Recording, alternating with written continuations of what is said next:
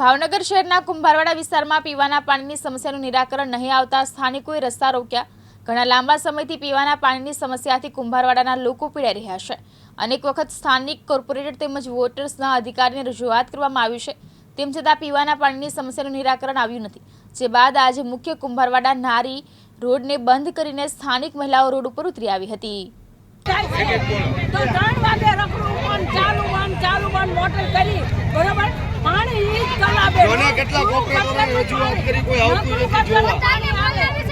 હવે નાના બચ્ચા હવે અરે મત લેવા બધા આવે છે કોઈ ધ્યાન રાખવા આવતું જ નથી। પાણી પી જાવ તો ખબર પડે કે આ માં હાથ હોય ને ખોટું બોલે કે હાચું બોલે। કેટલા સમયથી ગટરનું પાણી આવે? અમે રજૂઆત કરી આવી ત્યારે 5 દિવસ પછી પાણી નહીં ચાલે। કેટલા સમયથી અમને વેરા દેવાવાળામાં હવ રખડે છે, વેરા દેવા આવે હવના ઘરે દેવા આવે, પાણીની કોઈ સમસ્યા સોલ્વ થતી નથી।